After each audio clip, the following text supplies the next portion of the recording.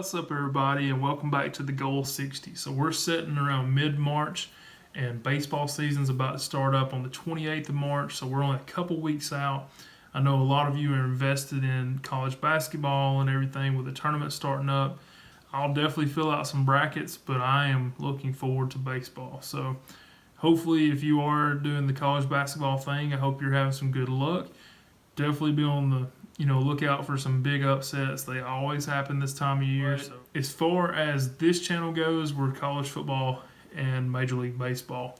And so really we have an off season between the end of college football and the start of baseball season.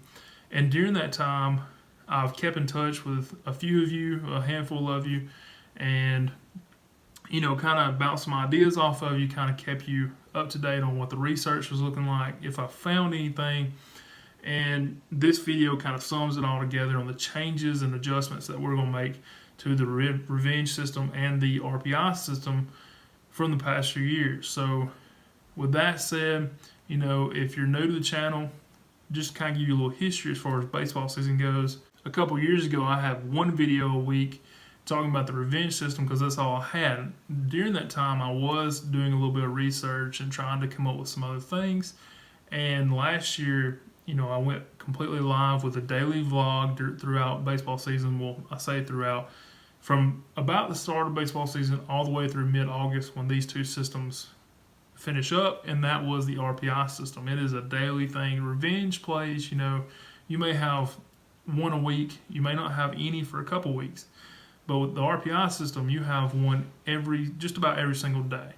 I believe last year we only had like 6 or 7 days the entire baseball season where we didn't have a play of some sort. So between series finishing up, series starting off, you have a lot of plays going on. Now this year, we're going to continue the daily vlog, and I'll be, start up around about a week after opening day. That's really when the first RPI comes out. And as you know, if you follow this channel at all in the past, you know that I am huge on RPI. That's the basis of just about everything I do, and I try to build off of that and find an edge. And so the first RPI comes out about a week after opening day, and then this year we're going all the way through the end of baseball season. So the first two systems, the revenge and the RPI systems, will actually finish up just like usual about mid-August. I believe this year it's around the 18th of August is on a Sunday, and so that'll be the cutoff for that. That leaves 6 weeks of the regular season left, and that's where we'll pick up with the contenders versus non-contenders system and try to follow it throughout the last 6 weeks. Not at near as many plays there, but there was some value last year when following it. Now, one thing that we're going to be watching throughout the baseball season was actually brought up in this idea by one of our subscribers, and that was David, who around last year, somewhere around the All-Star break, come up with this idea, did a little bit of back testing, and we kind of started following it and kind of jumped the gun with it a little bit there at the start, and it backfired on us right after the All-Star break. Once that happened, we started actually looking into testing it, and I kept you up to date throughout the rest of the season. This year, we have made a lot of changes, which I'll go over here in just a minute, but also we're going to continue to test it, and I will continue to keep you updated throughout the first couple months of the season. Now, if this thing starts to really take off, then we'll go live with it, and it won't be tested anymore. But I'm thinking throughout April and probably throughout May, it'll be complete test, and continuing to make adjustments. And that brings me to another point. If you guys, as you know, if you've been following this for the last couple of years, or at any time, you know that I'm open to suggestions. I like talking things out. People have other ideas about it. We'll look at it, we'll test it, see if that works. If it does, we'll implement it. If not, we move on. It's all part of the ongoing process. If you're new to the channel, I guess what I'm trying to say is if you think of something that you think would benefit the systems, benefit, everybody that's watching, please bring that up. Hit me up on Twitter at @thegoal60. Comment below on this video on YouTube or whatever you want to do, but just get it out there and let's look at it. Let's see what happens. Don't think that it's too off the wall or anything like that, let's try it. There's been some crazy ideas before, turned out to really benefit what we were doing.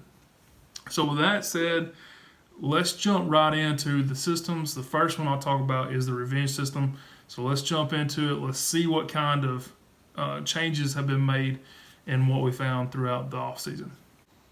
So the changes that I have actually made to this system, not a lot. Obviously, this is a very strong system, and throughout the season, you'll notice, just like last year, if this system puts up a play and it's the opposite side of any other thing that we're running, this one will take precedence. This one will be the side we go with. And the only change really that I'm making this year is that we're bumping this thing up to 2 units. We're going to actually, it's going to be a 2-unit play each time. Of course, that's what I'll be doing. That's what I'll be documenting and keeping up with.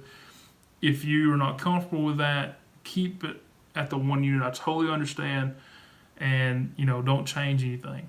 But I feel very confident in this system. It has paid off well for us so far, and so that's why I have upped this to 2 units. Everything else is staying at 1 unit per play. Also in this, another change that we're making is this year, just like last year, once we figured out that, hey, these are chase systems. Don't double up on that third day. Cut your losses. Play that team, but only play it for a unit. This year we'll be doing the same thing. We'll continue with that. We'll cut our losses, pick up. We'll only play on that third day on the C bet for a single game. In this situation with the revenge system, if I could talk, we will go back to 2 units on that third day. So also, with that said, of course, if you do that, you're going to be losing a little bit from that second day because you doubled up. Okay. This year, we're actually implementing a money management system that I kind of thought of and went through this off season that paid off, in the fact that we will try to recoup those losses throughout the next few series. So, if you say you lose 3 units on a weekend, those next series starting up, say there's 3 series starting up, we will spread those 3 units across those and continue going. We're going to try to recoup anything we lost and continue to build. So that's it for the revenge system. Now let's talk about the RPI system and the changes that were made to it. Now we'll talk about the RPI system, and really there's not that many changes as well. The one that carries over is the same like I just talked about in the revenge system, where if we lose a few units on a weekend or a set of series, whatever, we will recoup those or try to recoup those on the next set of series starting up. So just for instance, once again, let's say we're down only 0.75 units. Well, those next 3 series that start up, we're going to, instead of playing for 1 unit, we're going to play for 1.25 units on that first day. And, it's a chase, so obviously that is exponential throughout the series, but ultimately, when I look back through the last 2 years of data, this would have, last year alone, would have helped us in double-digit units. I mean, this money management system of just following this and trying to recoup them later would have really paid off for us and been big for us. Just like, last year, we learned a lesson pretty quick the first month of not doubling up on that third day. Let's don't take it to the C bet. Let's continue to follow that team through a C bet, but let's cut our losses and go back to playing for that 1 unit on that third day. That will continue when I went back and looked at everything. Now I will say that from June to the middle of August, we have 1 loss with this system. So everything was at the first of the season, which was bad. We had, I believe, 5 losses through, beginning of April all the way through mid-June. But after that point, we were golden. Now, the biggest change to this system is, if you remember from last year, the RPI, we had to have a 5-point differential in RPI points. I have bumped that up to 10 points this year. That alone last season would have eliminated, I believe, 2 or 3 of the losses. I know at least 2. I believe it was 3, though. So that would have been big. Almost half the losses, if not just the 2 losses by themselves, would have been beneficial to us throughout the season.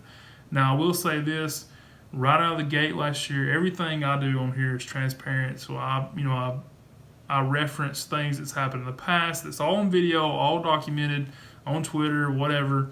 You can check every bit of it out if you would like. But last season, when we first got going, we had the Nationals playing the Mets, and the Nationals got swept. And we chased them all 3 games. That was before we made the change to the cut the losses part. But also, they were a 10-point RPI favorite. You know, they were 10 points better. So this year, that would have also been a loss. You know, I looked at that and thought maybe bump it up to 15. The difference in the amount of games that we would play between 10 to 15 RPI points was major. So one loss compared to, close to 25 wins, I'll take that risk. Hopefully that doesn't happen again this year.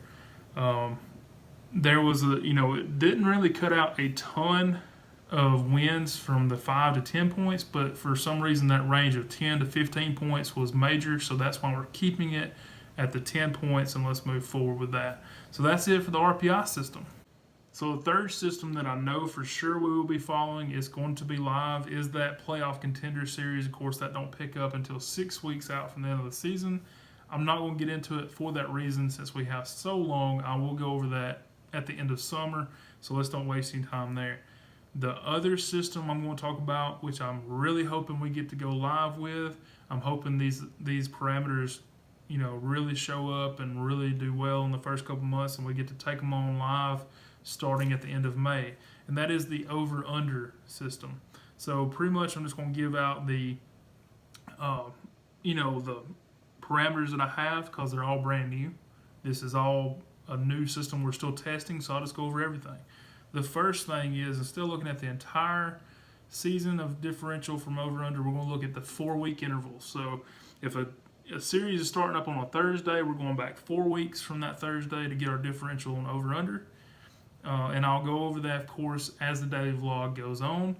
I don't want to take this video too long, so if you have questions about it, please bring them up, ask me about it, but just keep in mind I will be explaining it as we go on through the season.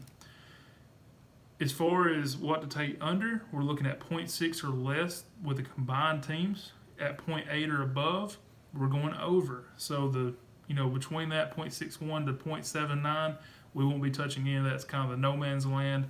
We're not messing with it. 3 and 4 game series are different in this. So I told a few of you this when I was doing the research. It was a major difference. So with 3 game series, we're looking at teams that are, I guess, just carrying on their schedule. If either team is coming off a division series, we're passing on the series. We're not touching it. Both teams have to be coming off of series that were, outside their division. On a 4-game series, it doesn't matter. 4-game series, it doesn't matter if they're coming off division, or if they're coming off of playing, I don't know, the Bad News Bears or somebody out of Japan. It didn't matter. Just continue with it. This is a chase all the way through, and the difference here is it's a little less risk simply because most over-unders, they're right around -110, -115. Every now and then you'll see a -120, and I very rare have seen a -125. At that point, usually they've already moved the line a half run, so you very rarely see a -125. But, so your risk is so much lower. So this will be a chase throughout. There is no cutting losses. We're going to look at wide open A through C bets. So that's all I've got to talk about in this video. I know this video is kind of running a little long.